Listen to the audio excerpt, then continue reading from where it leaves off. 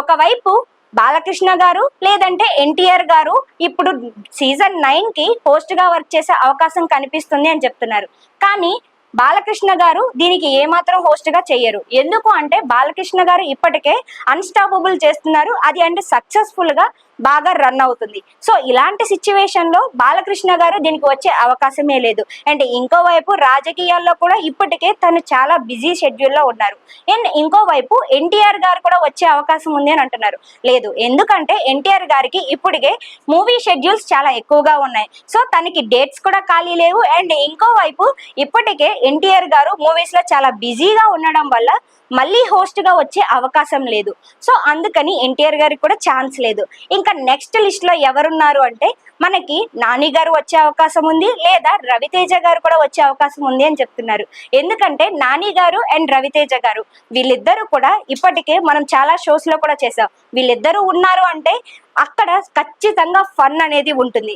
So వీళ్ళిద్దరూ ఉండే అవకాశం కూడా ఉంది అని చెప్తున్నారు.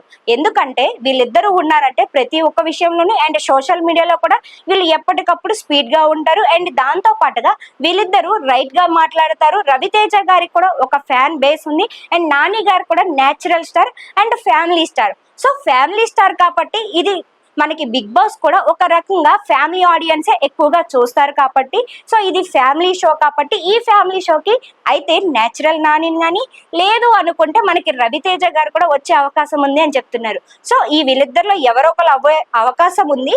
వీళ్ళిద్దరూ కాకుండా మనకి రానా దగ్గుపాటి గారు కూడా కనిపిస్తున్నారు. అండ్ రానా దగ్గుపాటి గారు కూడా ఇప్పటికే చాలా షోస్ కి హోస్ట్ గా వర్క్ చేశారు. అండ్ ఆయన కూడా వస్తే బాగుంటుంది అని చాలా మంది అనుకుంటున్నారు. అండ్ 98% అయితే రానా దగ్గుపాటి గారికి ఇక్కడ ఛాన్స్ కనిపిస్తుంది. బట్ రానా దగ్గుపాటి గారికి ప్రెసెంట్ ఇప్పుడు ఖాళీ అయితే లేరు. అండ్ ఆయన డేట్స్ కూడా ఫ్రీ లేవు అని చెప్తున్నారు. ఒకవేళ వస్తే రావచ్చు, లేకుంటే వీళ్ళ కాకపోతే వీళ్ళిద్దరిలో ఎవరొకరు అయ్యే అవకాశం కనిపిస్తుంది.